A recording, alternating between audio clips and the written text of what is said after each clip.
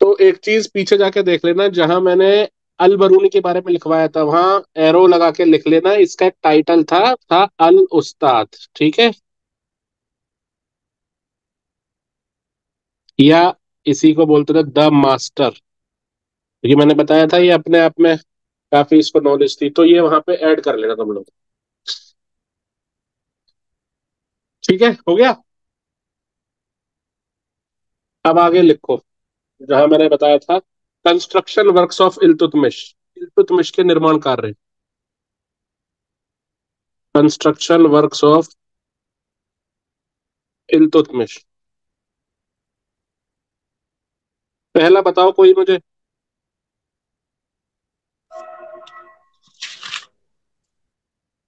क्या होगा पहला पॉइंट, क्या आना चाहिए यहाँ पे, बताओ।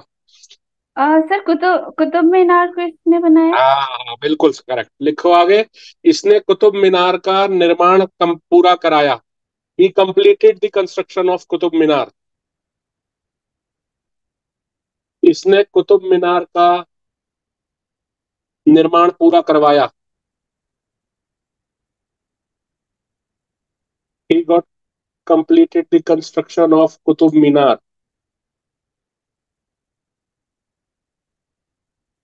सेकंड लिखो, इसने अपने पुत्र नसीरुद्दीन की याद में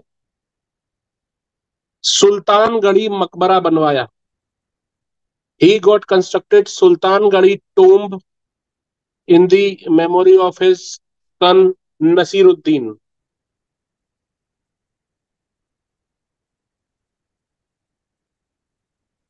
सर रिपीट करने को एक बार। इसने अपने पुत्र नसीरुद्दीन की याद में सुल्तानगढ़ी का मकबरा बनवाया। He got constructed Sultanghari tomb. इसका जो प्रोनाउंसिएशन होता है इंग्लिश वालों, ये होता है नॉट टॉम्ब, इट्स टूम्ब।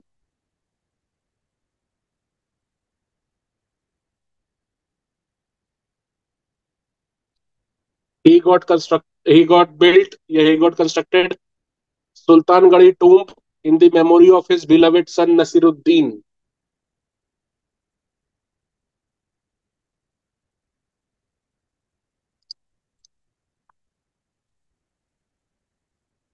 इसके आगे लिख लेना एक स्टार पॉइंट लगा के, यह भारत का प्रथम मकबरा है। It is the first tomb of India.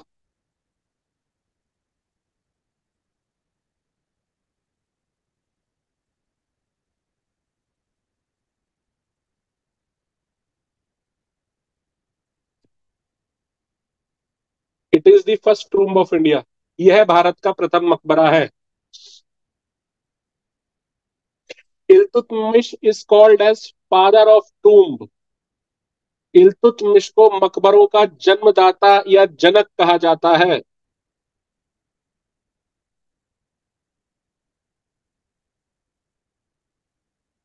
Iltutmish को मकबरों का जन्मदाता या जनक कहा जाता है। इल्तुतमिश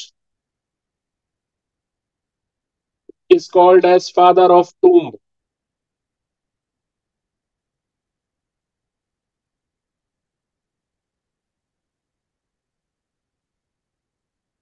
ही ऑल्सो बिल्ट, तीसरा लिखो आगे पॉइंट।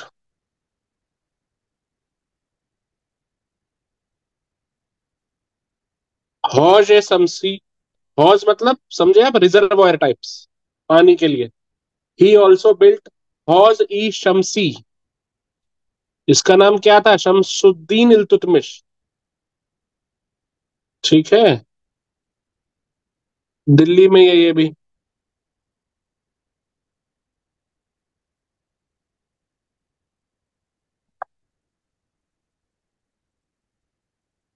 लिख लेना चाहो तो reservoir, excuse me water sir. Reservoir. बताएं। सर जैसे जो इब्न होता है, जैसे इब्न का मतलब होता था सन, तो ऐसे जो आई मतलब जो ई का मतलब होता है, इसका मतलब भी कुछ होता है हिस्ट्री में। हाँ ये बोलते हिस्ट्री में नहीं होता है, पर्शियन लैंग्वेज है।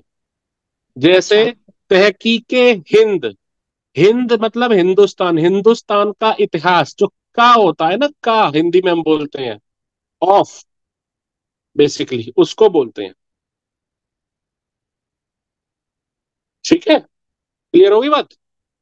Yes sir, yes sir. Hmm, ठीक है, आगे लिखना। इल्तुतमिश कहाँ का गवर्नर था, बताओ जरा। कोई नहीं बताएगा। रोहित, इल्तुतमिश कहाँ का गवर्नर था, बताओ। सर वो, सर थोड़ा हिंट दे दो सर मेरे को, अभी तो बिल्कुल याद आ रहा है सर उसका हाँ, थोड़ा बस। रिवाइज नहीं किया? सर सर रिवाइज के बाद थोड़ा हिंट मिल जाए सर, मैं बता दूंगा सर फिर। अरे हिंट बेटा, एग्जाम में कोई हिंट थोड़ी देगा तुमको। भी तो है, तो सीधे सीधे 3 4 5 दिन हुए क्लास को। ये नहीं, साफ साफ रिवाइज किया है तो ठीक है, नहीं किया तो बता बी दो। से नाम है सर, बी से नाम है। है, मैं आए। बी से, बी से एक बार नाम है और कुछ। कोई नहीं बोले। कहाँ है? अच्छा, कौन से प्रदेश में? हरियाणा में, राजस्थान में, एमपी में, कहाँ है? Sir UP, sir UP Uttar Pradesh में है। चलो ठीक बरायू है ऐसे तो। कुछ नाम हाँ, बदायूं नाम है, ठीक है। है। लिखो आगे। ही ऑल्सो बिल्ट जामा मस्जिद या ईदगाह मॉस्क। इसी को ईदगाह मॉस्क बोलते हैं। ईदगाह मतलब आप लोग समझते हैं? जो नहीं समझते, जो जानते हैं वो तो जानते ही हैं, जो नहीं समझते, जहाँ ईद पे सारे लोग एकत्र होकर नमाज पढ़ते हैं, मिलते हैं, उसे कहा जाता है ईदगाह। आगरा में भी है, शायद एक रेलवे स्टेशन का नाम भी है ईदगाह। ठीक है, तो जामा मस्जिद या ईदगाह मॉस्क एट बदायूं। सर ईदगाह का स्पेलिंग आई थिंक EIDGAH होगा। वो आप कुछ भी लिख लो, स्पेलिंग से कोई फर्क नहीं पड़ता।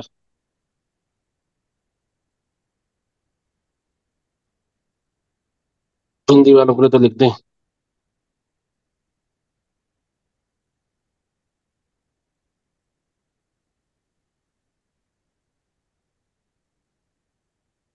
ये सर एक यूपी में है, मेरा, ठीक है।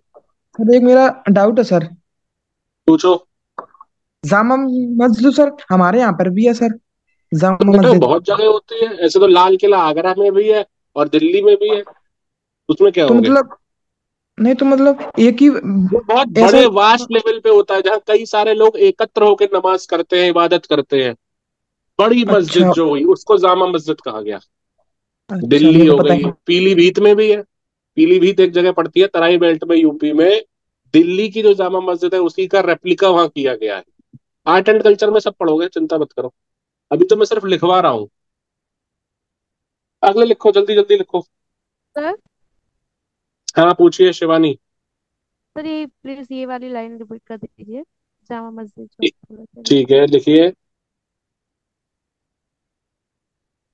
इसने जामा मस्जिद या ईदगाह मस्जिद का बदायूं में निर्माण करवाया। इसमें वैसे लाइन है नहीं, तो ऊपर चल ही रहा है, कंस्ट्रक्शन वर्क्स ऑफ इल्तुतमिश, तो बनवाई ही होगी।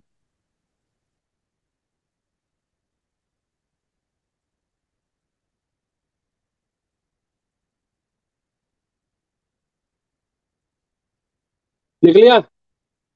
अगला लिखो। अतारकीन दरवाजा।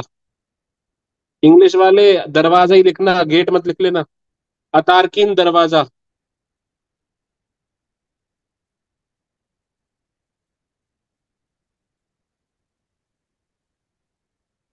ये अपने राजस्थान में एक जगह पड़ती है, नागौर,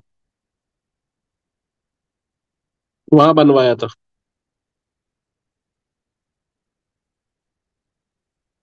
जिसको नहीं कंफ्यूजन होता है, ब्रैकेट में लिख लेना ये कहाँ है, ये कहाँ है, और ये सब तो पता ही है दिल्ली में है। ठीक है, आगे लिखना है इसमें एक point. It was constructed in the memory of Sufi saint Hamiuddin Nagauri.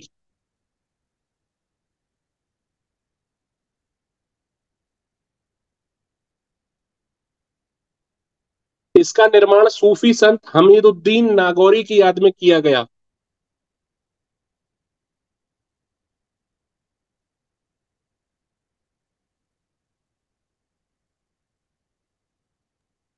Sir it was constructed के बाद क्या बोले, एक बार रिवाइज कीजिए। It was constructed in the memory of Sufi saint Hamiduddin Nagauri. Nagaur में एक सूफी संत हुए, उनकी याद में इसने अतारकीन दरवाजा बनवाया था।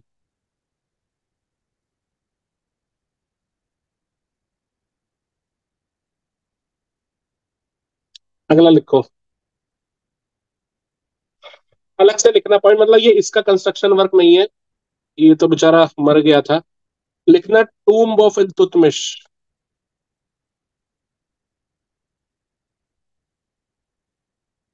was built near Qutub Complex, Delhi.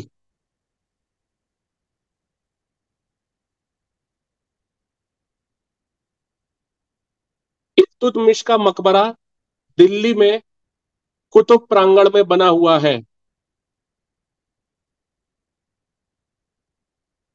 Iltutmish का मकबरा दिल्ली में कुतुब प्रांगण में बना हुआ है। Tomb of Iltutmish is built was built, कुछ भी लिख लेना, near Qutub complex, Delhi.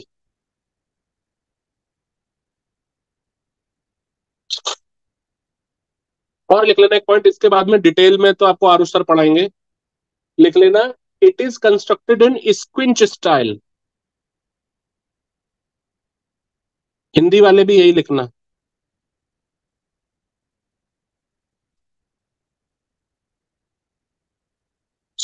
स्क्विंच।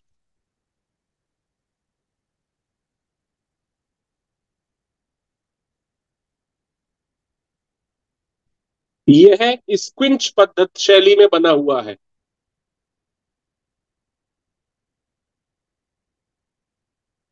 It is constructed in squinch style. यह स्क्विंच शैली में बना हुआ है।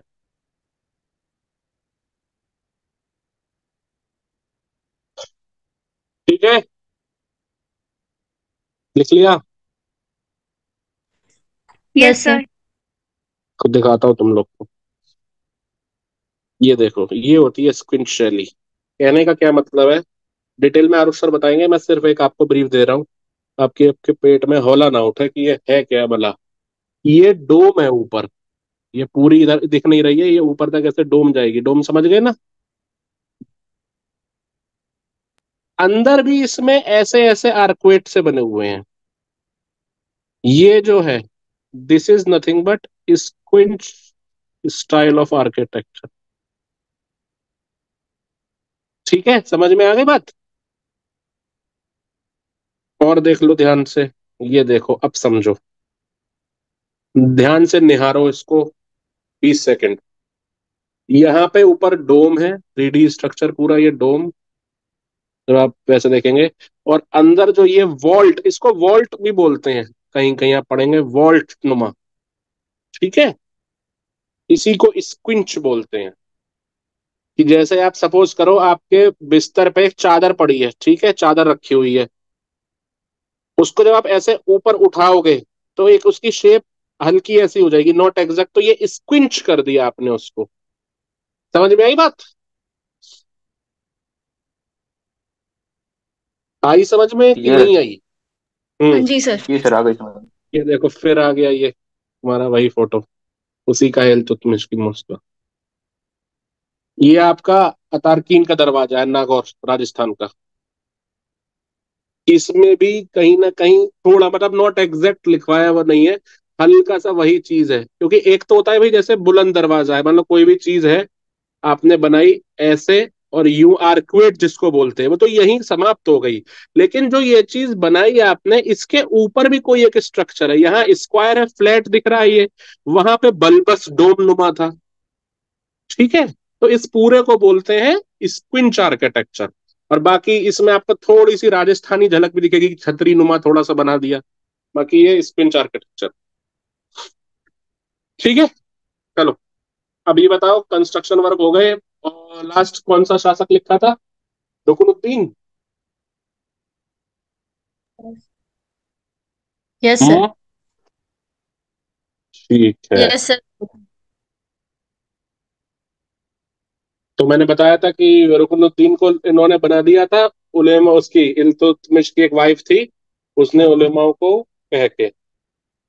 तो हमने जो पढ़ा था, रजिया ने क्या किया, लास्ट मैंने ये बताया था कि रजिया ने जनता का सपोर्ट लिया।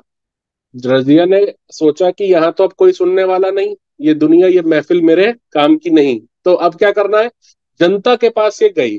और जब ये जुम्मे की नमाज हो रही थी, तो इसने बोला वहां पे पढ़ा जाता है ऊपर वाले के परवतदिगार की शान में शब्द कहे जाते हैं, ठीक है। तो जब वो कहने लगे जो वहाँ इमाम साहब, तो उन्होंने कहा एक मिनट रुक जाओ, आप जब ये पढ़ लो मुझे मौका देना। कह रहे बताइए क्या हुआ क्या हुआ। तो अब उसने कहा सारे लोगों से दरख्वास्त करते हुए कि देखिए मैं रजिया, और जो आपके पहले सुल्तान थे ना इल्तुतमिश, वो चाहते थे मैं रानी बनूं, लेकिन उन उलेमाओं ने और इन सब ने अपनी मिली भगत करके मेरे बेलखने भाई को रुकनुद्दीन को बना दिया, और आप जान रहे हैं उसके शासन में कितनी दिक्कतें हो रही हैं सबको। तो जनता बोली कि इसमें हम क्या कर सकते हैं भाई, हम क्या, हम तो जनता है, हम में दास भी हैं कुछ ये भी है। मैं तो कह रहे अरे वो जनता क्यों नहीं कर सकती, आप लोग भीड़ है, आप लोग मत है, आप कहेंगे, आप अपना एक कोर्स लगाएंगे तो आप तख्ता पलट कर सकते हैं। अच्छा जनता को भाई लगा कि अच्छा मतलब हम भी कुछ कर सकते हैं। तो उसने कहा और क्या, कि सबसे बड़ा गुंडा कौन, जनता, और सबसे बड़ा शासक कौन, जनता। जो कि आप ये सोचिए ये बात कितने 800 साल पहले कब हो रही है, कि डेमो एक तरीका सॉर्ट ऑफ डेमोक्रेसी, जैसे हमने पाला वंश में पढ़ा था गोपाल कैसे बना था, पब्लिक डिमांड से बना था। खैर वहां उसने नहीं दरख्वास्त की थी कि मुझे बना हुआ, तो पब्लिक ने वैसे ही बना दिया था, लेकिन ये बता रही है कि नहीं जनता भी ऐसा करती है। तो क्या हुआ, जनता प्रभावित हो गई कि अच्छा जी अगर हम में इतनी ताकत है तो चलो फिर क्या दिक्कत है। अपने नमाज नमाज और उन्होंने खुतबा वतबा जो पढ़ना था पूरा किया, आगे बढ़े। अब पूरा हुजूम, और एक से बड़े दो, और कारवां बढ़ता चला गया, भीड़ पहुंची वहां। अब जब जैसे ही भीड़ पहुंची तो जनता ने भाई वहां जो भी थे, अब जो भी फोर्ट में या जहां उसका रहता था, जहां दरबार था, वहां एक लिमिट में लोग होंगे, ये पूरा हुजूम चला आ रहा है। तो जो भाई रुकनुद्दीन था वो तो कुर्सी से भाग करके खड़ा हुआ, कह रहे अरे रजिया तुझे बैठना है, आजा बैठ जा। मैं कौन होता हूँ, जब तू कह रही है तो तू यहाँ बैठ। तो कहने का मतलब है जनता के शासन से ये बन गई, और जनता को भी कॉन्फिडेंस आया कि हम कुछ कर सकते हैं, कि भाई जब हमने राजा ही बदल दिया, हमने इसको बता दिया, नहीं असली ताकत किसके हाथ में है, जनता के हाथ में। उसके बाद तो भाई उलेमाओं का तो ऐसा मुंह बना कि मतलब बताओ, कि एक टाइम पे हमारी बात होती थी, हम जो कहते थे वो करता था। अब तो एक मतलब ये बात हो रही है 800 साल पहले की, आज भी आप देखो पुराने क्षेत्रों में जाओ, गांव में जाओ, स्त्रियों का जो एक वुमेन एम्पावरमेंट है वो भी पूरी तरीके से नहीं हुआ है। एक लड़की अगर बाहर निकल जाए तो इस कई जगह ऐसा है कि पढ़ने में भी रोक है। उस टाइम 800 साल पहले कोई स्त्री, कोई फीमेल शासक बन रही है तो ये अपने आप में बहुत बड़ी बात है। इसमें तो मतलब कहीं ना कहीं इल्तुतमिश की तारीफ करनी चाहिए, वो इतना बड़ा विजनरी था, उसने इतना बड़ा स्टेप लिया कि मेरे लड़के नहीं है इस लायक तो मेरी बेटी को बनना चाहिए। हालांकि बीच में रुकनुद्दीन आया, लेकिन जब जनता ने इसको बनाया तो उलेमा काफी वो हो गए कि यार कैसे अब हम एक लड़की के अंडर में, एक मतलब एक वुमेन के अंडर में शासन करेंगे। खैर लेकिन जनता का पूरा सपोर्ट इसको मिलता रहा, लोगों ने कहा मैडम चिंता मत करना, यहाँ से तीसरी गली दूसरा मकान मेरा, आप जब कहोगे आपकी सेवा में बंदा हाजिर है। तो ऐसे करके रजिया सुल्तान का रूल आगे बढ़ा। अच्छा जब ये रूल करने आई तो ये आती भी पूरी शान से थी, कहा गया कि बिल्कुल जैसे थोड़े वो मेस्कुलिन कपड़े जो होते हैं ना, वैसे कोट पैंट पहन के हैट वेट लगा के आती थी। यहाँ देख के उलेमाओं का खून और आग बबूला। आज भी अगर एक लड़की पिछले जैसे देहात में कहीं जीन्स पहन के निकल जाए तो डोकरों की आत्मा चढ़ जाती है कि अरे बताओ भैया मैं तो देख ही नहीं रहा। मतलब इतना पिछड़ापन आज भी है यहाँ पे। और ये बात हो रही है मोटा मोटा 800 साल पहले। कौन से सन में हम चल रहे हैं, 1236। अभी क्या चल रहा है, 2024। तो 12 साल कम कर दो, 800 साल पुरानी बात है ये।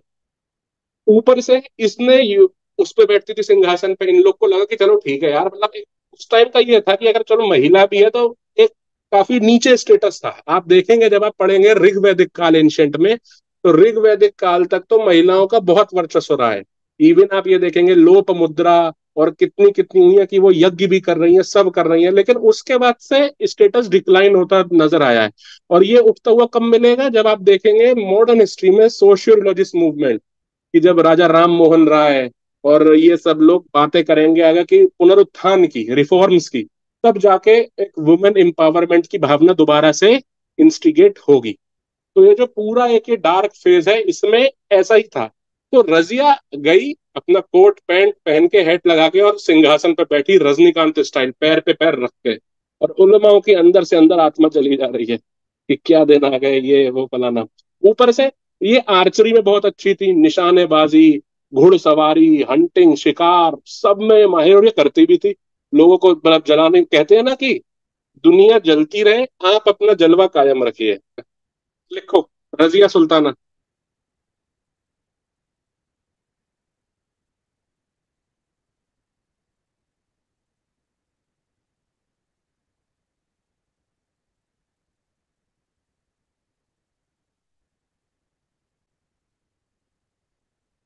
4 साल के लिए बनी थी ये बेचारी।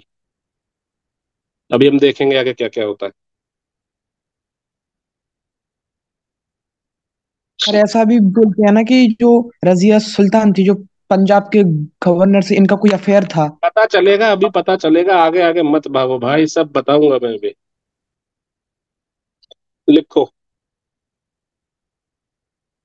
Razia became ruler with public support. पहला पॉइंट, रजिया जनता के समर्थन से शासिका बनी।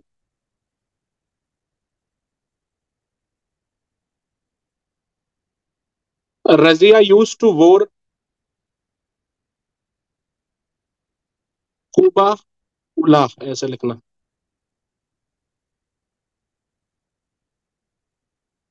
ब्रैकेट में जगह छोड़ देना, बताऊंगा। रजिया यूज टू वोर वियर कुबा एंड कूला। ये कुबा व कुला पहनकर दरबार में आती थी।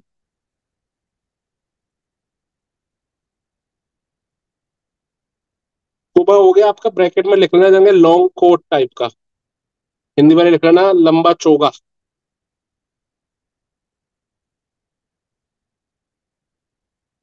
कुला लिख लेना, हैट लिख लेना।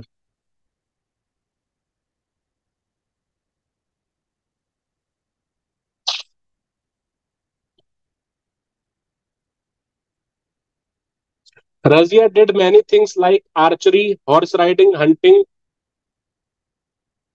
रजिया तीरंदाजी, घुड़सवारी, शिकार आदि करती थी।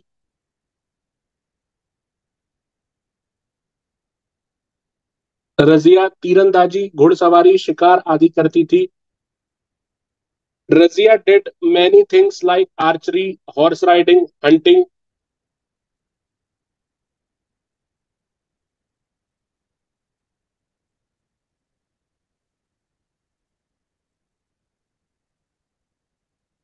घुड़सवारी, शिकार आदि करती थी। अच्छा, हुआ क्या ना, ओवर द टाइम, ध्यान से सुनना बात। जब आप, ये ऐसा नॉर्मल जीवन में भी होता है, मतलब आप देखो, इतिहास जो है अपने आप में बहुत कुछ सिखाता है। अब आज की आप एडमिनिस्ट्रेटिव सिस्टम देखें कि हमारी गवर्नमेंट, प्रेजेंट गवर्नमेंट या पिछली गवर्नमेंट्स ने क्या किया है क्या नहीं किया है, उसमें कहीं ना कहीं आपको एक इन्फ्लुएंस इतिहास का मिलेगा। और ये ओवर द पीरियड चीज इवोल्यूएट होती रहती है, एवोल्यूशन इनका होता रहता है। जैसे आप भाई ज्योग्राफी पढ़ रहे हैं, आप लोग अभी देख रहे होंगे, मुझे नहीं पता कहाँ तक आपका सिलेबस पहुंचा है, अर्थ कैसा होता है, आगे कैसे क्रस्ट बन के, कैसे वायुमंडल, ऊपर एटमॉस्फेयर। तो चीजें सतत होती हैं, ओके, एक प्रोग्रेसिव मैनर में होती हैं। तो ऐसे ही इतिहास धीरे धीरे धीरे धीरे आगे बढ़ता है। और ये हमें प्रेजेंट का भी जो जीवन है, जैसे कई बच्चे जब मैं छोटा था, तो मैंने पूछा यार हम हिस्ट्री क्यों पढ़ते हैं यार, ठीक है, ये राजा था, मर गया, गया, अब क्या। तो मुझे समझाया मेरे गुरुजी ने कि इतिहास जो है, ये राजा रानी युद्ध इनके बारे में है ही नहीं। हम लोगों को मजा इसमें आता है, वो एक अलग बात है, समझ रहे हैं आप। लेकिन इनके कल्चरल डेवलपमेंट क्या है, और आप पिछले, मैं फिर बता रहा हूँ, आप 10 साल के पेपर उठा के देखना, ठीक है, 10 क्वेश्चन भी नहीं है उसमें कि कौन राजा क्या था, कौन सा किससे युद्ध हुआ। इतिहास हमेशा, यूपीएससी कंटेक्स्ट में भी बोल रहा हूँ, सिविल सर्वेंट के कंटेक्स्ट में भी बोल रहा हूँ, एग्जाम में अपने आप को वो इवॉल्व कर रहा है, पॉलिटिकल से इकोनॉमिक, सोशल, कल्चरल की तरफ जा रहा है।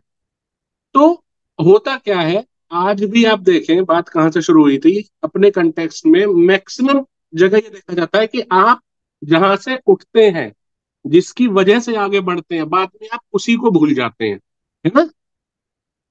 तो यही यहाँ हुआ रजिया के साथ। रजिया धीरे धीरे ये भूलने लग गई कि ये जनता के सपोर्ट से बनी थी, और बाद में उलेमाओं ने इसके ऊपर प्रेशर बनाना शुरू किया। और बाद में हम देखेंगे इसके पतन का जो कारण रहा, क्यों ये 4 साल ही रूल कर पाई, वो इसलिए क्योंकि ये अपनी जड़ें भूल गई कि भाई मैं जनता के उससे बनी थी, पब्लिक डिमांड से, पब्लिक सपोर्ट से मैं राजा बन, रानी, वो सुल्तान बनी थी। और बाद में वो इसी को भूल जाएगी। ये चीज हम अब आगे लिखेंगे अभी, ठीक है। इसने क्या किया ना, जो इंपॉर्टेंट पोस्ट होती हैं दरबार में, कोर्ट में, वो अपने जो इसको लगा लॉयल है, मतलब इसने ना उलेमा, ना अमीर, जितने भी थे मंत्री, उनसे नहीं पूछा, अपने आप ही इसने बना दिया। और बाद में हम देखेंगे वो ही चारों चारों तीन जितने भी थे इसको धोखा देंगे, ठीक है। तो अगला लिखो point, Razia gave few important post to her loyal person. Razia ने कुछ पद, रजिया गेव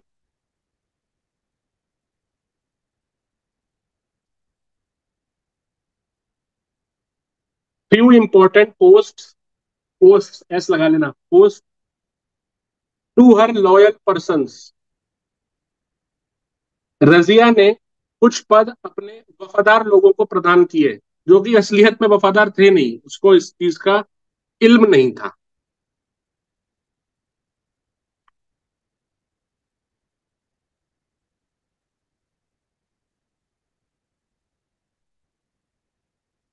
ठीक है, अब मैं लिख रहा हूं, उसको आप छापिए सिर्फ अभी। पहला लिखेंगे,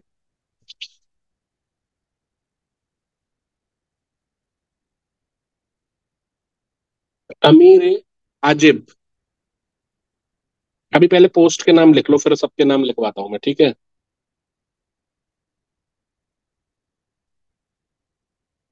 गवर्नर ऑफ लाहौर, लाहौर का प्रशासक। तबरिंद, तबरिंद पता है ना कौन सी जगह थी? हो गया ये। तबरिंद किसको बोलते हैं बताओ? भटिंडा। बठिंडा। हाँ, वेरी बठिंडा। गुड, सही है।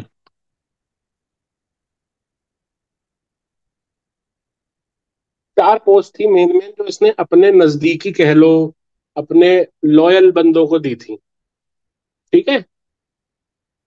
तो जो अमीर हाजिब को अगर आप मैं थोड़ा वैसे समझाऊं, आप ये समझ लो, office is in charge of royal court, ठीक है। वजीर से कंफ्यूज मत करना, वजीर तो बहुत बड़ी पोस्ट हो गई। जो रॉयल कोर्ट है, दरबार है, उसके अंदर के जितने भी मैटर हैं, कोई यहाँ से अपनी समस्या लेके आ रहा है, किसी को पैसा देना है, किसी के आगे कहीं युद्ध की किसी की तैयारी करनी है, वो सब जितनी भी चीज होंगी। तो यहाँ इंग्लिश वाले लिख लेना office in-charge of royal court, Hindi वाले लिख लो शाही दरबार का प्रभारी अधिकारी। समझने के लिए है ये आपसे कोई पूछेगा नहीं, लेकिन आप चीजों को याद कैसे करें उसके लिए मैं बता रहा हूं। बाकी पोस्ट का नाम है अमीर हाजिब, और क्वेश्चन मिडिवल हिस्ट्री में इसी से पूछेगा कि अमीर हाजिब कौन हुआ करता था, तो वो, ठीक है। तो कौन में भी नाम शायद नहीं, जो ये मैंने ब्रैकेट वाली बात बताई उसको लिख लेना, office in charge, officer in charge of royal court, शाही दरबार का प्रभारी अधिकारी। ये किसको बनाया इसने? एक बंदा था एतगिन नाम का।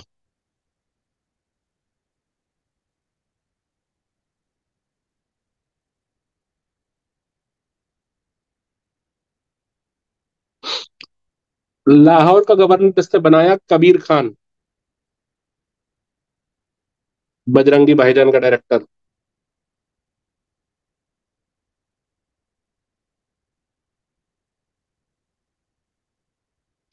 और तबर हिंद का बनाया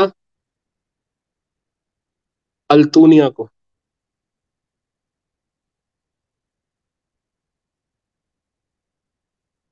अमीर आखूर, अमीर आखूर मतलब ऑफिसर ऑफ कमांडिंग फोर्सेस, जो घोड़ों को देखभाल करता था। ये था एक बंदा याकूत।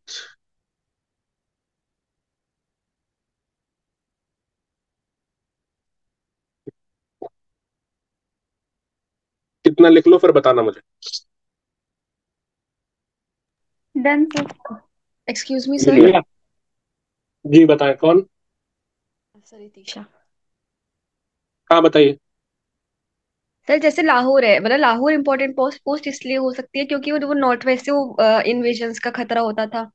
ऑब्वियसली ऑब्वियसली, और सारा फ्रंटियर ही लेकिन वही है। हाँ, लेकिन ये तबर हिंद इम्पोर्टेंट पोस्ट क्यों है, मतलब वो तो कहीं मिड में अरे पड़ता तो था वो ना। भी तो उधर ही पड़ता है, लाहौर बठिंडा सब उसी तरफ तो है भाई, बाउंड्री इतनी लंबी है।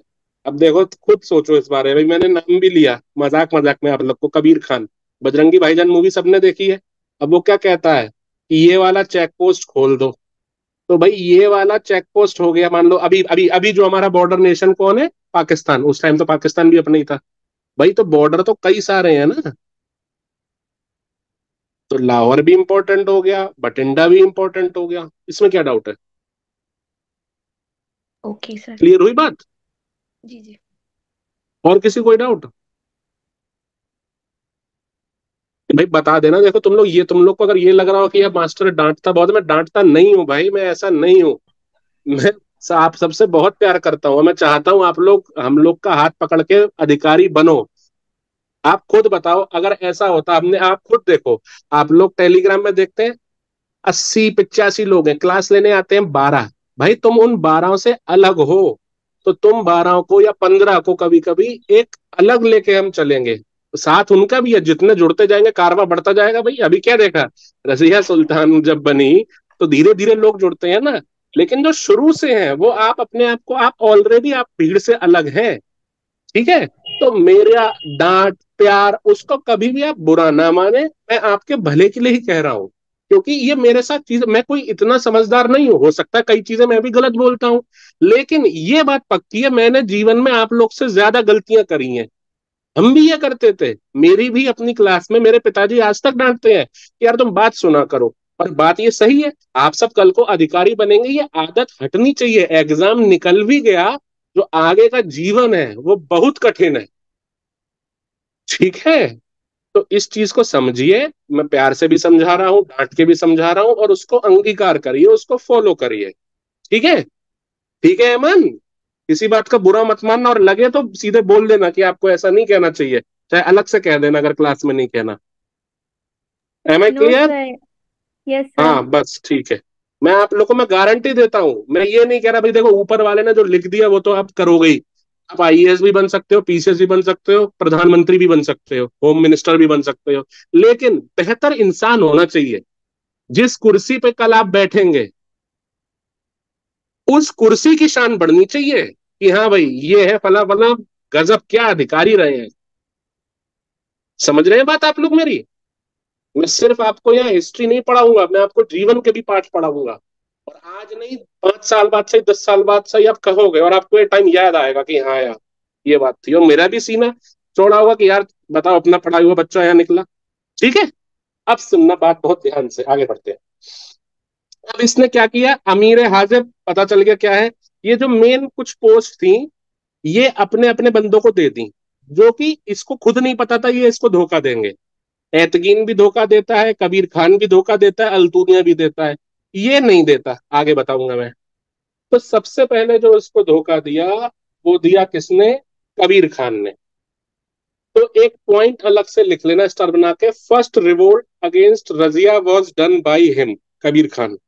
चाहे अगर नोट्स बनाते हो, बोलते हो सर शॉर्ट नोट्स कैसे बनाए, कुछ नहीं होता, पहले नोट्स बनाना तो सीखो। शॉर्ट नोट्स की बात आएगी 7-8 महीने बाद, एक बार कोर्स तो कंप्लीट हो।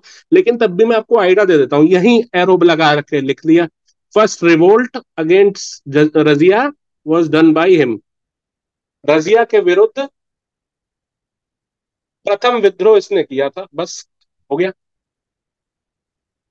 तब हुआ क्या, बात बहुत ध्यान से सुनना।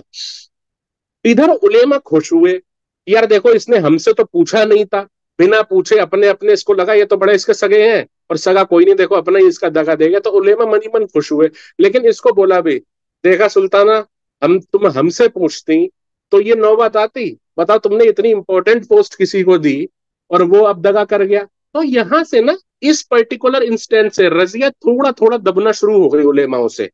यार हाँ बात तो सही है, मैंने इनसे, अगर मैं पूछती, इनसे थोड़ी मैं सलाह मशवरात करती तो शायद ये दिन ना देखना पड़ता। फिर बाद में ये रिवोल्ट, इन लोगों ने अपना कोई कमांडर भेजा और ये वाला रिवोल्ट दबा दिया गया था।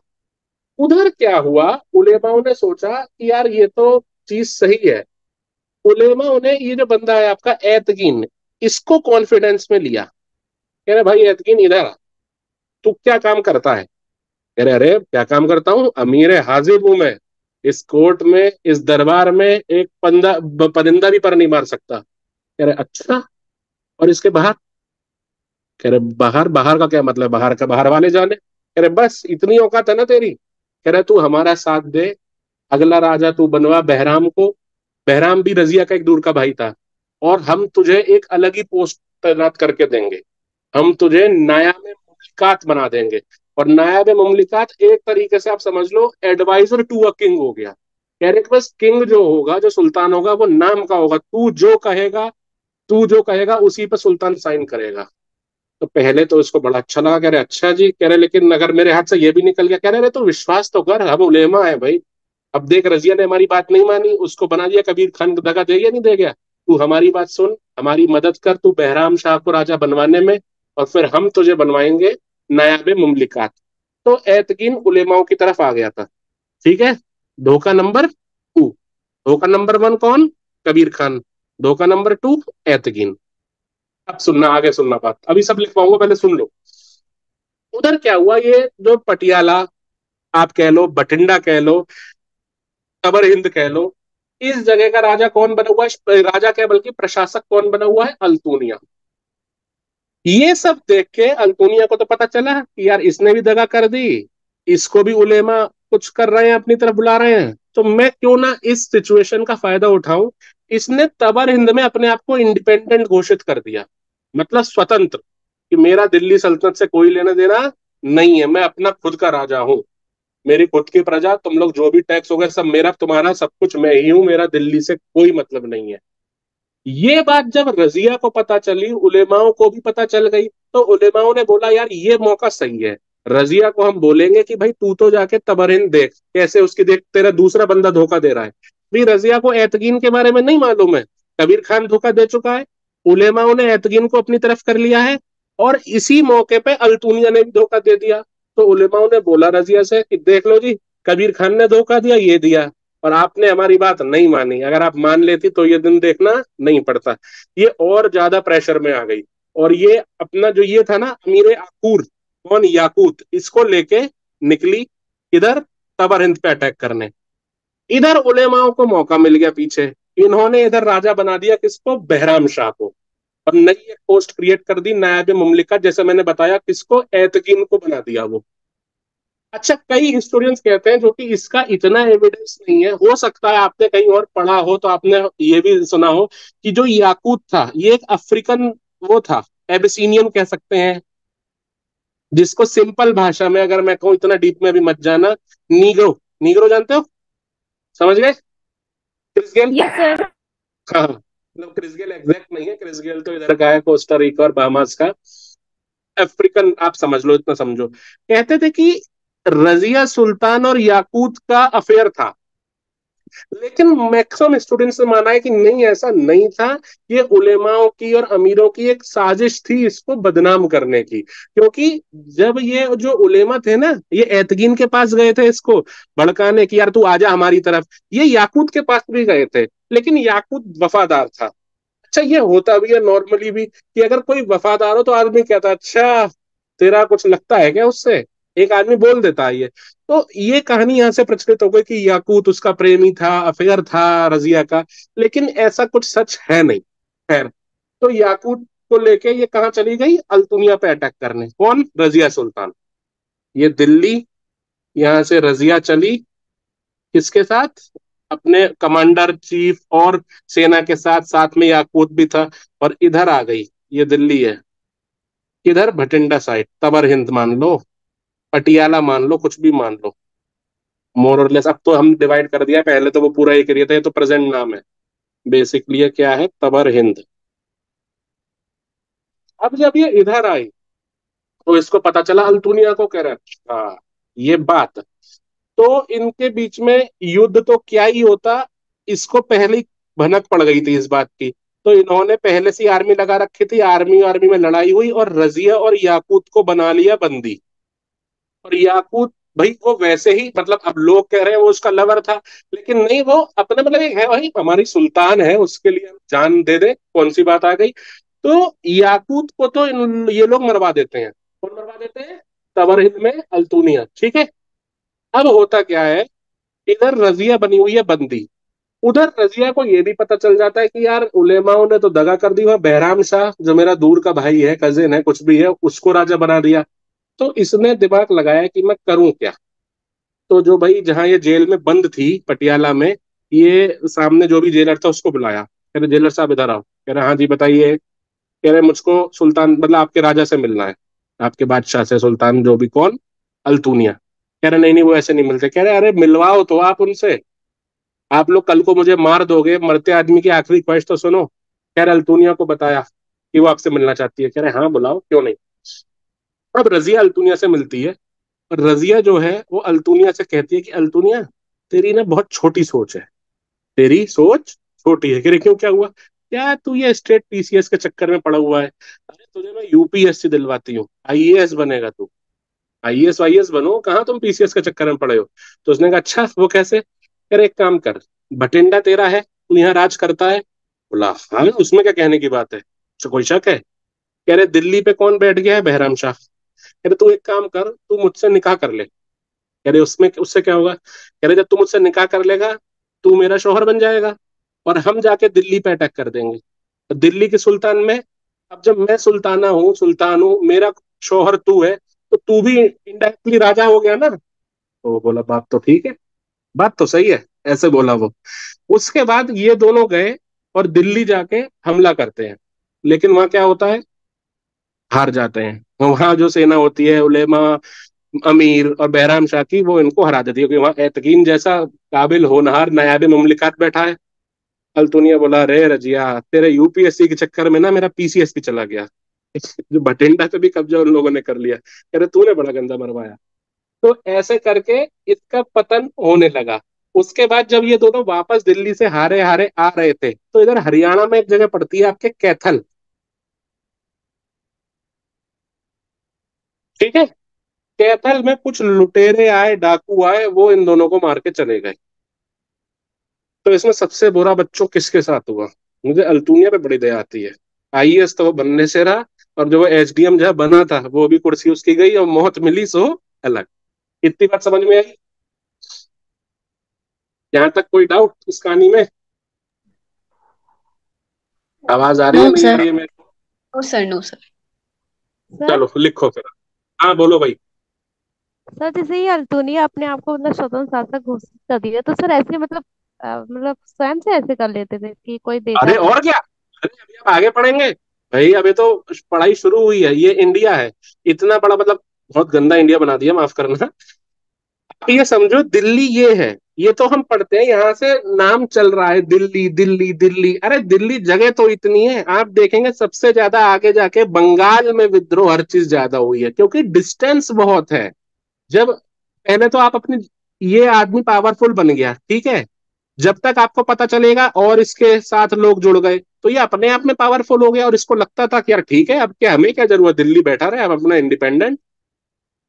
समझ रहे हो। यस। तो यही तो खेल चलता था, इसी को बाद में बोला गया ना टेरिटोरियल एक्सपेंशन। इसीलिए आदमी चाहता था कि मेरी सीमाएं खूब बढ़े, और वरना तो छोटे छोटे छोटे छोटे करके कितने ही राजा, कितने ही वो बन जाएंगे। ठीक है, और किसी का कोई डाउट। आगे लिखे। चलो लिखो, ये तो तुम लोगों ने लिख ही लिया। फर्स्ट रिवोल्ट कबीर खान ने किया। उसके बाद आप लिखिए अगला पॉइंट, या अगर तुम्हारी कॉपी में जगह है तो अल्तुनिया के नीचे अलग से लिख लो, कोई दिक्कत नहीं है। अल्तुनिया रिवोल्टेड इन तबर हिंद। अल्तुनिया ने तबर हिंद में विद्रोह कर दिया। अल्तुनिया रिवोल्टेड इन तबर हिंद। अल्तुनिया ने तबर हिंद में विद्रोह कर दिया, एवं स्वयं को स्वतंत्र घोषित कर दिया, एंड डिक्लेयर्ड हिमसेल्फ इंडिपेंडेंट। अपने आप को स्वतंत्र घोषित कर दिया, एंड डिक्लेयर्ड हिमसेल्फ इंडिपेंडेंट। अगला इसी में लिखना, Razia went to suppress revolt of Altunia but got defeated. Razia went to suppress revolt of Altunia but got defeated. Razia इस विद्रोह का दमन करने गई किंतु पराजित हो गई। रजिया इस विद्रोह का दमन करने गई किंतु पराजित हो गई। Razia went to suppress the revolt of Altunia but got defeated. Direct point लिख लो, कहानी तो पता चल गई, कहानी लिखवानी थोड़ी है, इतनी तो याद रहेगी ना तुम लोगों को। अगला पॉइंट लिखो, Razia married to Altunia and attacked on Delhi. Razia ने अल्तूनिया से विवाह कर लिया तथा साथ मिलकर दिल्ली पर आक्रमण कर दिया। रजिया ने अल्तूनिया से विवाह कर लिया तथा साथ मिलकर दिल्ली पर आक्रमण कर दिया। Razia married to Altunia and attacked on Delhi, comma, but they got defeated. Razia ने अल्तूनिया से विवाह कर लिया तथा साथ मिलकर दिल्ली पर आक्रमण किया, कॉमा, किंतु ये पराजित हो गए। किंतु यह पराजित हो गए।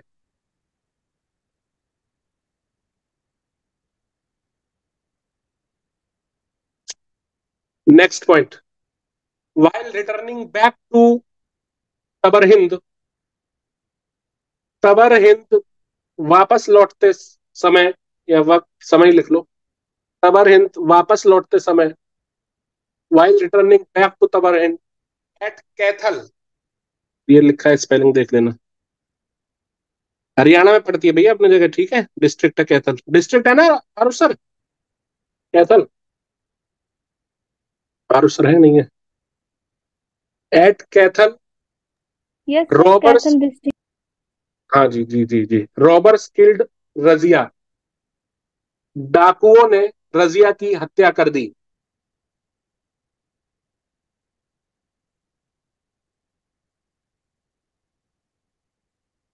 while returning back from Delhi at a place named Kaithal, robbers killed Razia. Kaithal नामक स्थान पर डाकुओं ने रजिया की हत्या कर दी। अगला लिखो, हेडिंग डालो, causes of failure of Razia, या causes of Razia's failure, Razia के असफलता के कारण। ये मैं क्यों लिखवा रहा हूं, अब आप कहोगे सर ये तो प्री में आता है। अब मैं आपको बताऊंगा, जब मैं चारों पॉइंट लिखवा लूंगा ना तब बताऊंगा मैंने क्यों लिखवाया।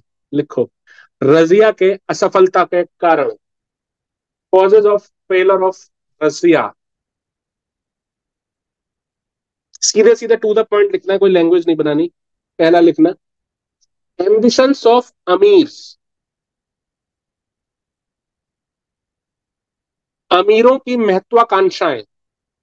और बात सुनिए मेरी सब लोग, हिंदी इंग्लिश वाले दोनों, मैं दोनों आपको बोल रहा हूं, अच्छी बात है, लेकिन इंग्लिश वाले भी हिंदी शब्दों पर ध्यान दें और हिंदी वाले इंग्लिश शब्दों पर ध्यान दें, क्योंकि आपने सब पढ़ लिया, सब कर लिया, खूब नॉलेज आ गई, पेपर 1 पेपर 2 मेंस में ही क्वालिफाई नहीं कर पाए तो गड़बड़ बहुत बड़ी हो जाती है, ठीक है।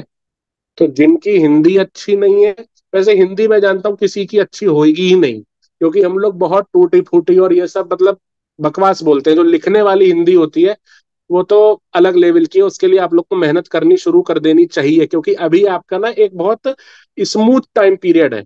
जहां ये 2025 का एंड आएगा ना, वहां से आपकी रेलगाड़ी एकदम बन जाएगी दुरंतो, फिर गाड़ी भागेगी 150 की स्पीड पे, तब चीजें ये रह जाती हैं और आदमी कहता है मैं बाद में कर लूंगा। तो मेरा विनम्र निवेदन है आप लोग से, न्यूज़पेपर जरूर पढ़े, एक तो पूरा। सपोज कोई इंग्लिश का पढ़ता है तो वो उसे कायदे से पढ़े 1.5 घंटा लगा के, लेकिन हिंदी का भी न्यूज़पेपर मोटे मोटे तौर पे देख ले।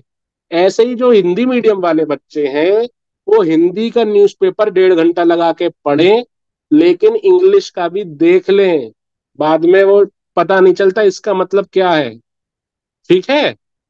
धीरे धीरे, ये अभी आपका बहुत प्लीजेंट टाइम चल रहा है, इसमें आप चीजें अगर आप दिन के 6 घंटे भी पढ़ रहे हैं पर्याप्त है 2025 तक। उसके बाद तो फिर आपको 11 घंटे पे 10 घंटे पे आना पड़ेगा। तो अभी इन चीजों को पैरेलल में लेके चलिए, उससे होगा कि आपका करंट बहुत सॉलिड हो जाएगा। समझ रहे हैं बात, बहुत गंभीरता से लीजिएगा इस बात को जो मैं बता रहा हूं। लिखो पहला कारण, अमीरों की महत्वाकांक्षाएं। एम्बिशंस ऑफ अमीर्स, सेकंड लिखो, स्टार लगा लेना। अकॉर्डिंग टू तबक्ते नासिरी, आ गई एक और किताब, ये ए है यार।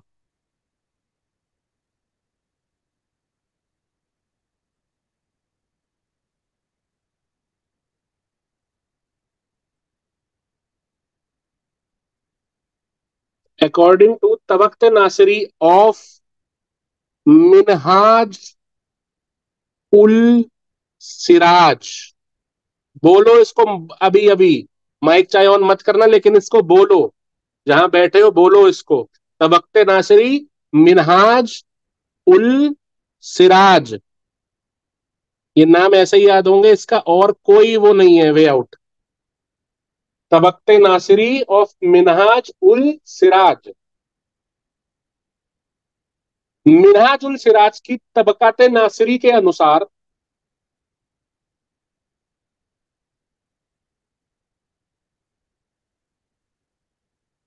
रजिया का महिला होना उसकी असफलता का कारण था। According to Tabaqat Nasiri of Minhaj ul Siraj, being female was a reason of failure of Razia, बल्कि बीइंग फीमेल में गलत किया गया, बीइंग अ फीमेल सुल्तान पूरा लिखना। According to Tabaqat Nasiri of Minhajul Siraj, being a female ruler of Razia was a major cause. Minhajul Siraj की तबक्ते नासिरी के अनुसार रजिया का महिला होना उसकी असफलता का कारण था।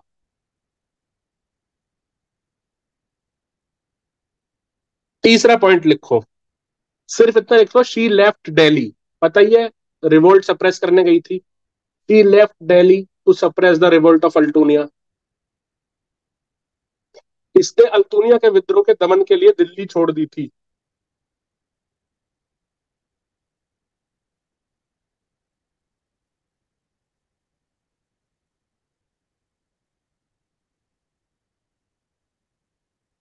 हालांकि जैसे मैंने आपको बताया, इतना कोई सॉलिड प्रूफ कहीं नहीं मिला है, कुछ लोग कहते हैं, लेकिन कॉजेज में हम लिख लेते हैं, मैं बताऊंगा क्यों। तीसरा तो लिख लिया, चौथा लिख लो, लव अफेयर विद याकूत, याकूत के साथ प्रेम संबंध। अब हुआ क्या, ये लिख लिया पॉइंट, फिर बताता हूं मैं। यूपीएससी ने प्री में पूछा what was the main reason for the failure of Razia, और ये चारों ऑप्शन दिए, किस पे टिक लगाना चाहिए बताओ। सर वो दुनिया को मतलब दुनिया को हराने गई थी। C option. सर ना, फर्स्ट, सर क्योंकि भाई जगह ही फर्स्ट, उसने अपनी छोड़ दी है ना। आ ऐसे। जाओ, और कोई, इसको मैं फिर सर मान मान। फर्स्ट सर हाँ फर्स्ट ईमान एंड बताओ। थर्ड। सर मेरा फर्स्ट तो एंड, सी ऑप्शन है बिल्कुल, सी ऑप्शन बिल्कुल, इसी के जैसे चक्कर इसमें में लिखा होगा। नहीं है, ठीक है ठीक है। और कोई, सब बोलो सब बोलो, अपना मत सब दो, सब माइक ऑन करो, बोलो कि मेरा नाम ये है फर्स्ट एंड और मैं थर्ड। ये ऑप्शन बताता हूँ, बोलो। सर मैंने तो क्वेश्चन ही सर सही से नहीं सादिर सुना, बोल एक रहा बार हूँ, फिर से क्वेश्चन बोल दीजिए। फर्स्ट और थर्ड सर। ठीक है, हाँ ईमान बोलिए बोलिए, सुन रहा हूँ आपको, बताएं। सर मैंने बोला एक बार फिर से क्वेश्चन पूछ लीजिएगा, मेरा अब वॉइस ब्रेक होने की वजह से क्वेश्चन मैंने ये क्वेश्चन नहीं था, सुना। क्वेश्चन कुछ नहीं है, जो आपने लिखा है वो क्वेश्चन ही है। कॉजेज ऑफ फेलर ऑफ मैं रशिया बोल रहा था, सॉरी, रजिया, इन चारों में से कौन सा है बताओ। चार तो है, कौन सा मेन जो रहा होगा।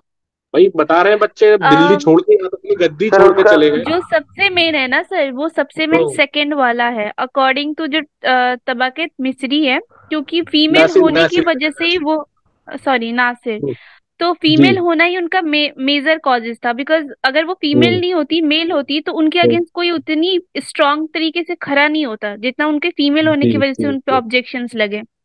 ठीक है, अच्छा सोचा आपने, बहुत अच्छा सोचा। जिन्होंने तीसरा सोचा वो भी अच्छा सोचा, लेकिन अब मैं आपको बताता हूँ, इसका जो रियल कॉज है ना, वो पहला वाला है। क्योंकि है क्या, आप समझना बात, आप यूपीएससी का एग्जाम दे रहे हैं, देखो हकीकत में और एक जो आइडियल चीज होनी चाहिए, फर्क तो होता है, ये आप सब मानते हैं। मेन रीजन तो यही था भाई, लड़की है, लोगों ने साथ नहीं दिया, लेकिन हम ऐसा नहीं कह सकते, इससे समाज में बहुत गलत वो जाता है। इसका तो मतलब ये हुआ जो लड़की है वो कुछ कर नहीं सकती, जो ऐसा बोले उसका चप्पल उठा के मारना। ना, यहाँ कमी किसकी थी? उलेमाओं की, उनकी सोच ऐसी थी कि लड़की कुछ नहीं कर सकती। तो जो रियल कॉज है ना, वो पहला वाला है, एम्बिशंस ऑफ उलेमा। वो अपना एक वर्चस्व चाहते थे, उनको मंजूर नहीं हुआ कि एक महिला शासिका के अंडर हम कैसे वो कर लें। और उसके बाद भी लगातार आप देखो, जब मैंने आपको ऊपर बताया, आप लोगों ने सोचा, ट्राई किया, बहुत अच्छा है। जिन बच्चों ने जवाब दिया वो अपने आप को आगे माने, जिन्होंने चुप बैठे रहे क्लास में उनसे ज्यादा, ठीक है, एटलीस्ट ट्राई तो किया।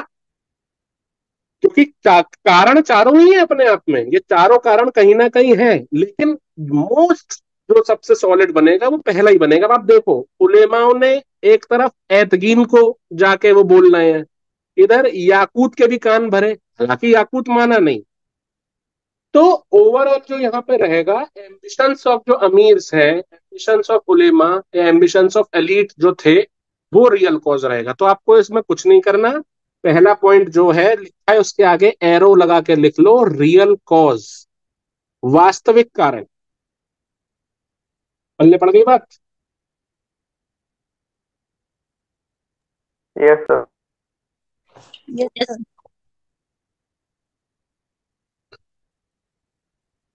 ठीक है, अब क्या हुआ? अच्छा, कहानी तो मैं तुम लोग को सुना दी है। हाँ, लिखो अगला, बहराम शाह, नया शासक।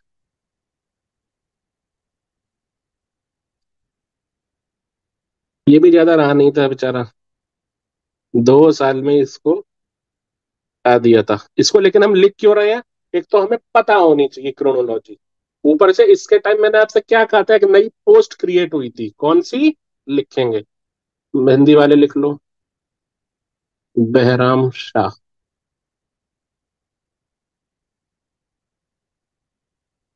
पहला पॉइंट लिखो स्टार बना के, इसके समय एक नए पद का सृजन किया गया। सृजन कैसे लिखेंगे? ऐसे लिखेंगे सृजन? नो नहीं, सर, सर नीचे। ऐसे लिखेंगे। अरे हिंदी वालों को पता ही है, मैं बाकी इंग्लिश वालों से पूछ रहा हूँ भाई, मुझे तुम सबको साथ में लेके चलना है, ठीक है। ये जो होता है री होता है, ये र होता है। जैसे एक चीज हमने लिखा है श्रमिक, श्रमिक मतलब मजदूर, और अब लिखना है श्रृंगार, तो कैसे लिखेंगे? श्रृंगार, ठीक है। एक होता है ब्रज, एक होता है ब्रिज, ठीक है। तो इस चीज का ध्यान रखें, हर चीज को आपको पैरेलल में लेके चलना है ताकि एंड टाइम पर नौबत ना आए। A new post was created, इसके समय एक नए पद का सृजन किया गया, नायाब मुमलिकात।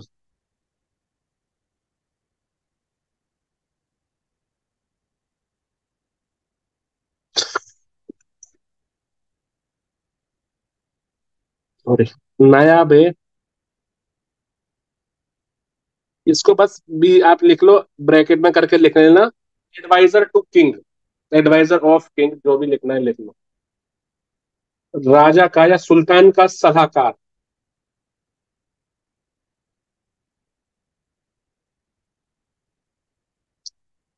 इसी में लिखना स्टार लगा के, एतगीन वाज फर्स्ट नायाब मुमलिकात, एतगीन प्रथम नायाब मुमलिकात था। It was the most powerful post after sultan, यह सुल्तान के बाद सबसे शक्तिशाली पद था।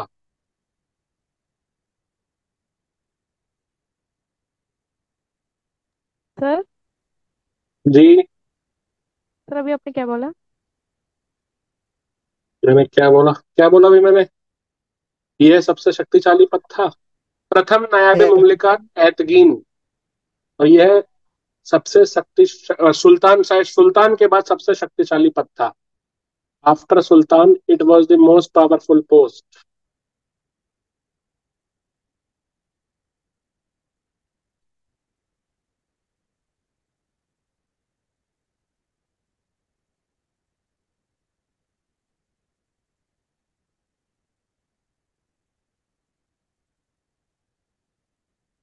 अच्छा, इसके बाद हुआ क्या ना, रजिया के बाद एक आप ये समझो एक तरह का थोड़ा सा इंस्टेबिलिटी वाला पीरियड आ गया।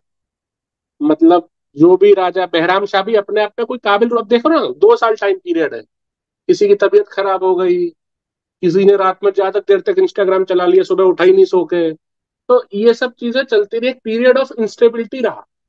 और यहीं पे इसी समय एक शख्स आएगा जो दिल्ली सल्तनत का महंतम, मतलब महंतम हम अपने कंटेक्स्ट में तो नहीं कहेंगे, लेकिन अगर दिल्ली सल्तनत की बात करें तो जो सबसे प्रभावशाली जो शासक आया वो आया, दे सकता हूँ, जो मैं कहूँ उसको आप मान लो, वो एकदम सही होगा। और अपने लक्ष्य की तरफ बस लगे रहो, उससे मत चूकना। करना सब है, ये भी नहीं दिखाना घर वालों को, माँ बाप को, नहीं मैं बहुत पढ़ रहा हूँ बहुत पढ़ रही हूँ, टाइम नहीं है। माँ बाप का अपमान कतई नहीं करना है, क्योंकि फिर जीवन में आप तरक्की नहीं कर पाएंगे। क्या नहीं कर पाएंगे?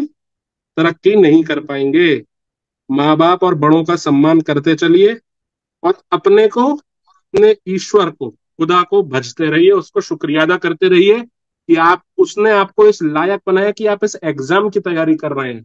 वरना आप ये सोचो, ऐसे भी बच्चे हैं जो सिग्नल पे भीख मांग रहे हैं, उनके पास खाने को नहीं है कुछ, और आप इंडिया के सबसे बड़े एग्जाम की तैयारी कर रहे हैं। So you all are blessed. यही जज्बा कायम रहना चाहिए अगले 3-4 साल। ओके, आगे बढ़े। यस हाँ जी सर। सर। चलो अगला लिख लो, बस रूलर का नाम लिखना है, कोई इंपॉर्टेंट नहीं है, मैंने बताया सब भी लिखने आए हैं। इसके बाद सिर्फ नाम लिख लो, पता होना चाहिए। अलाउद्दीन मसूद शाह, ये सब पीरियड ऑफ इंस्टेबिलिटी चल रहा है, अस्थिरता का दौर, 2242 से 1246। याद रहे तो ठीक, ना रहे तो ठीक, एक मोटा मोटा आइडिया हो जाएगा कि भाई आप 6 महीने बाद, 1.5 साल बाद रिवाइज करें तो आपको पता है किस फैशन में चीजें चल रही हैं। ठीक है, इसके बाद अगला लिख लो, नसरुद्दीन महमूद। बलबन आज भी शुरू नहीं हो पाएगा।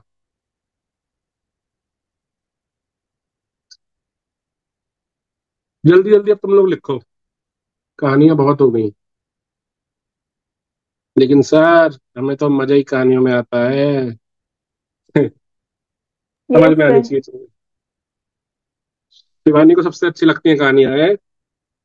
शिवानी तुम हिस्ट्री ऑप्शन लोगी, मुझे ऐसा लग रहा सर मुझे भी लगती है। है। चलो बहुत बढ़िया, तुम भी ले लेना, कोई देख रहे। तुम लोग को तो फिर इतना डीप में पढ़ाएंगे, देखना तुम लोग कह दोगे सर क्लास बंद कर दो, इतना डीप पे नहीं जाना है। अब सुनना बात, इधर क्या था, मैंने तुम्हें बताया था तुर्के चहलगानी चालीसा। ठीक है, बात सुनना। तो जो चालीसा थी उसी का एक मेंबर था जिसका नाम था उलूग खान। क्या नाम था बच्चों? उलूग खान। और ये उन 40 में से बाकी 39 के बदौलत बहुत शार्प माइंडेड, इसको माइंड गेम्स खेलना आता था कि कैसे क्या चीज करनी है क्या नहीं करनी। ठीक है, तो हुआ क्या, जो उलुग खान था उसने एक गेम चला, क्योंकि वो चालीसा का मेंबर था, अमीर या उलेमा, जो उलेमा तो नहीं कहूंगा, अमीर में वो भी आता था। कौन? जिसको उलुग खां कहते थे। यही है आपका, आगे चल के बताऊंगा, सस्पेंस क्यों रखूं, यही आगे महंतम शासक बलबन बनेगा। महंतम मतलब इस डायनेस्टी का महंतम, वैसे कोई इसके महंतम कार्य नहीं थे, जब आप सुनेंगे तो। हुआ क्या, ये जो नसरुद्दीन महमूद था ना, ये इल्तुतमिश का पोता था, इल्तुतमिश का ग्रैंडसन। और अपने आप में अगर आप आगे जब हम पढ़ेंगे, दिल्ली सल्तनत खत्म हो जाएगी, मुगल्स पढ़ेंगे, तो एक शासक का आप नाम सुनेंगे, सबने सुना होगा, औरंगजेब। ठीक है, तो जो इसका, जो नसीरुद्दीन महमूद की बात कर रहा हूं, बलबन को भूल जाना, नसीरुद्दीन जो महमूद था, इसका जो नेचर, स्वभाव, वो कहीं ना कहीं औरंगजेब से मैच करता था। किस सेंस में? धार्मिक प्रवृत्ति थी इसकी, वेरी रिलीजियस। जैसे हम आगे पढ़ेंगे, अलाउद्दीन कह रहा हूं, औरंगजेब बहुत क्रूरतम शासक था, लेकिन वो अंदर अपने मन में था dead honest.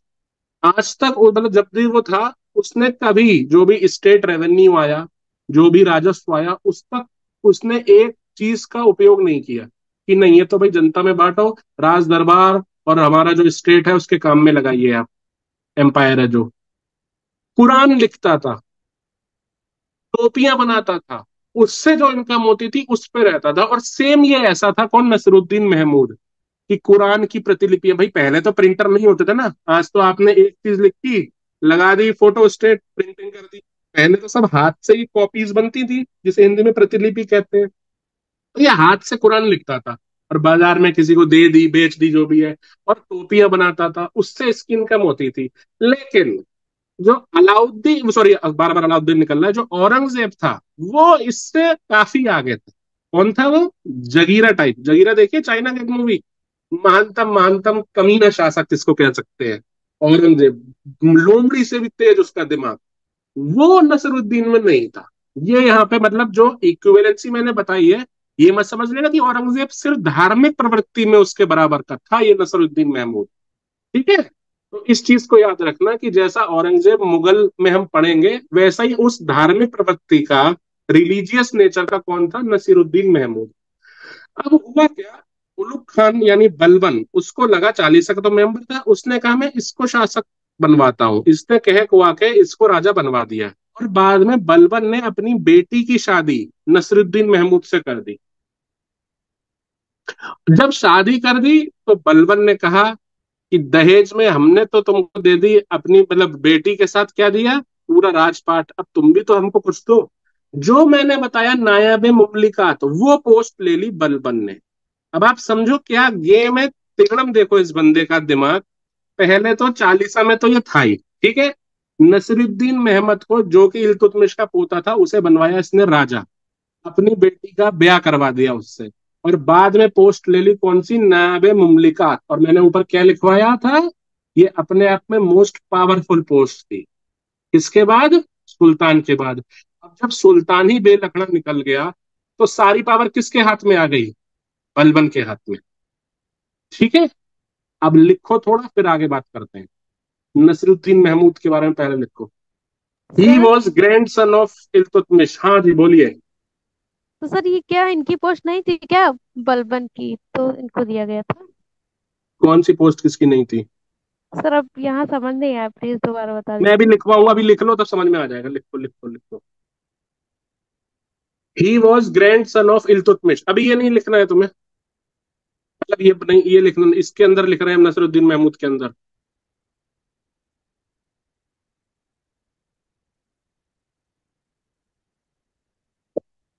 He was grand, ये वो इल्तुतमिश का पोता था। He was grandson of Iltutmish. He became king, या he became sultan with the help of Ulugh Khan. और बलबन लिख लेना, ये है उलुग खान, कॉमा या ब्रैकेट में, बलबन की सहायता से सुल्तान बना।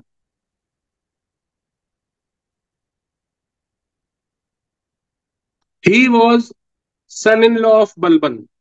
क्योंकि बैक स्टोरी आप में डायरेक्ट अगर लिखवा दे तो कहते हैं इल्तुतमिश का पोता था, बलबन का दामाद, ये कैसे हो गया। तो अब कहानी पता चल गई, तो डायरेक्ट लिख लो, he was son in law of Balban, ये है बलबन का दामाद था।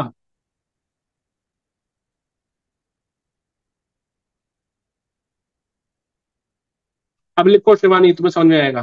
Balban was his Naibe Mumlikat. बलबन, इसने बलबन को नायाबे मुमलिकात नियुक्त किया। समझ में आ गई बात अब। बलबन तो 40 का मेंबर था ना भाई, 40 में तो बहुत है, अब खुद समझो। ये है मिनिस्टर और काउंसिल ऑफ मिनिस्टर, कई सारे हैं इसमें। अब होम मिनिस्टर तो अमित शाह है, वो तो कोई और नहीं है ना। सिविल एविएशन मिनिस्टर कोई है, डिफेंस मिनिस्टर कोई है। बात है पोस्ट की। 40 तो एक ग्रुप हो गया।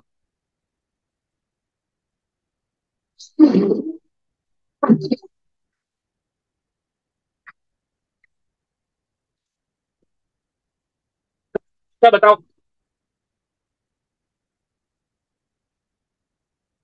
क्या लिखा आखिरी पॉइंट बताओ।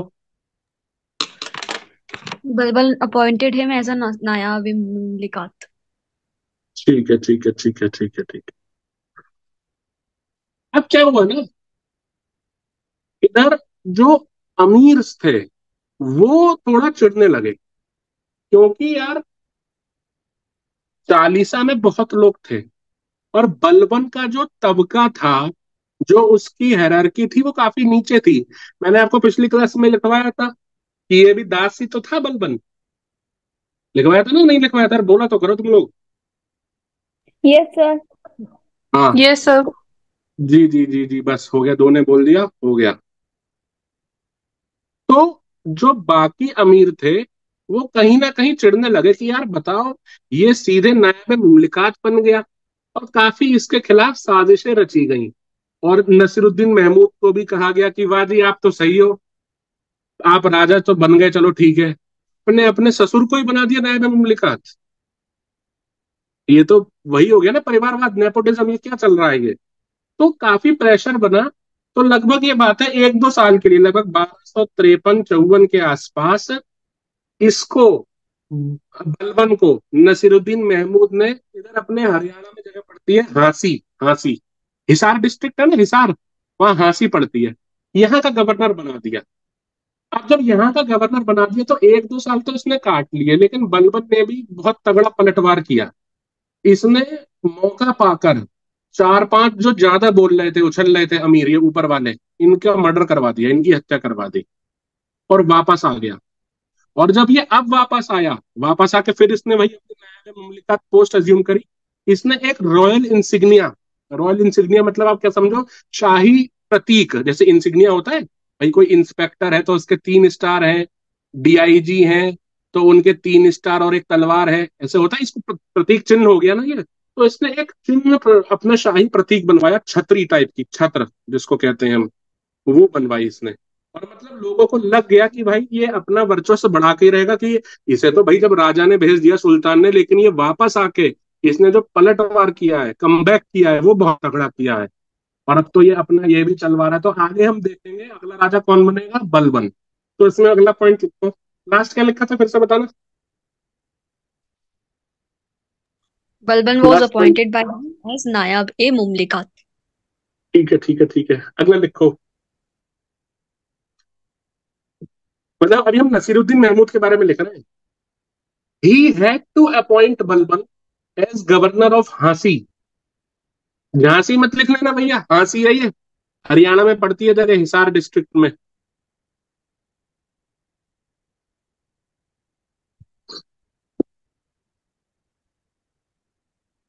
इसको इसको मतलब समझ रहे हैं, नसरुद्दीन महमद को, बलबन को हांसी का गवर्नर या हांसी का प्रशासक नियुक्त करना पड़ा, क्योंकि he had to appoint Balban as governor of Hansi because amirs were unhappy as Balban was becoming very influential.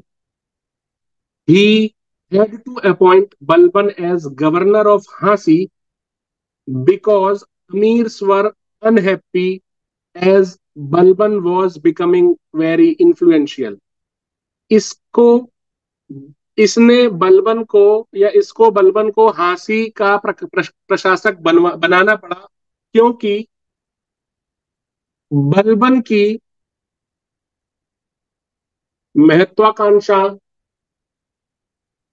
को देखते हुए अमीर नाखुश थे, ये अप्रसन्न थे। अमीश वर अनहैप्पी के बाद क्या बोलते सर आपने? Amirs were unhappy as Balban was becoming very influential, क्योंकि बलबन बहुत प्रभावशाली बनता जा रहा था, जिससे अमीर अप्रसन्न थे या नाखुश थे। ठीक है, अगला लिखो। जी sir. He was he had a religious nature. इसका, यह एक धार्मिक प्रवृत्ति का व्यक्ति था।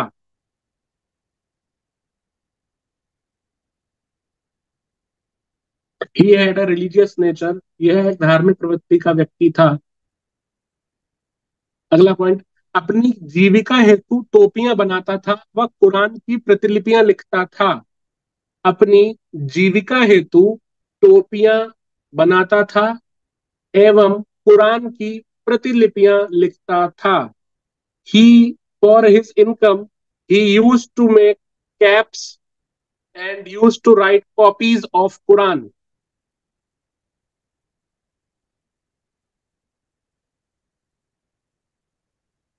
सर एक और बार करना रिपीट। 3 बार कर दूं, एक ही बार क्यों करूं? फॉर हिज, किसमें करना है, इंग्लिश हिंदी में? Sir English. दोनों में कर देता हूँ यार, रुको सुनो। He used to make caps for his income, he used to make caps for his income and used to write copies of Quran. यह अपनी जीविका के लिए टोपियां बनाता था एवं कुरान की प्रतिलिपियां लिखता था।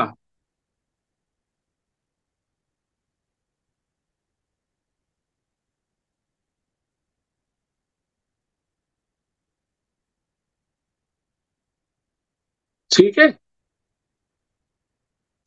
अच्छा, कुछ हिस्टोरियन से आगे हम पढ़ेंगे, मोरक्कन ट्रेवलर आया था इब्न बतूता, पढ़ेंगे ना, मोहम्मद बिन Tughlaq, Tughlaq dynasty.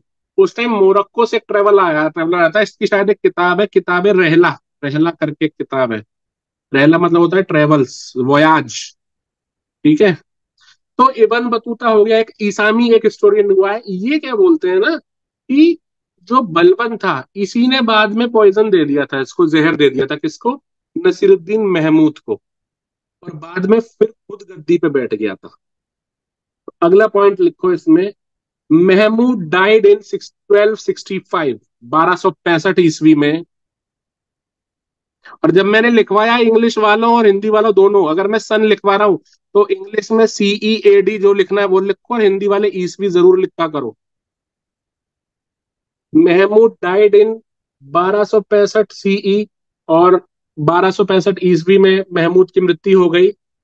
According to some historians such as Ibn Battuta,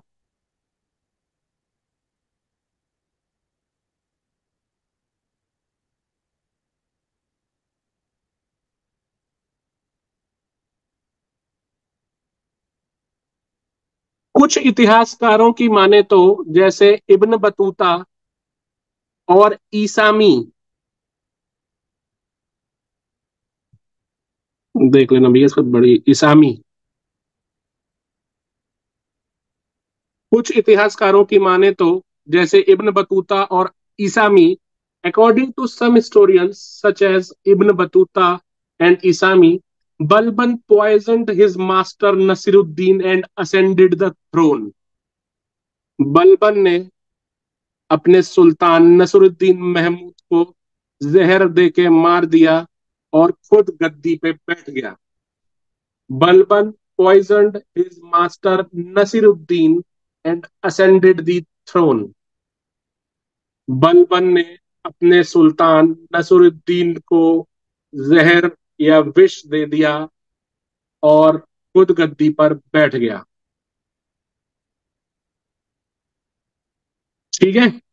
एक पॉइंट और लिखो इसमें स्टार बना के, इन 1258, ये चीज वैसे आगे भी आएगी लेकिन मैं यहाँ इसलिए लिखवा रहा हूं क्योंकि ये अभी समय ये चल रहा है। ये वाला राजा कब से कब तक है? 1246 से 66, 66 तक। तो 1258 की एक घटना है, इसका आगे जिक्र फिर होगा, लेकिन यहाँ लिख लो, इन 1258 Balban signed a treaty with, मतलब साइन तो क्या ही उस टाइम होता था, Balban has done a treaty with, in 1258 Balban had done treaty with Mongolian ruler, वही समझ गए कौन? हलाकू। हलाकू को जानते हो तुम सब?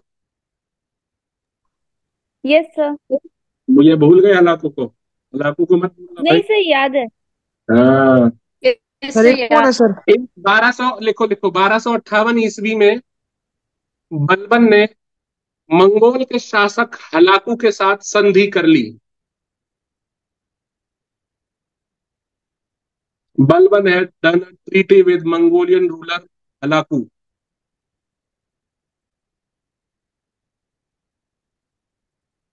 ठीक है, लिख लिया?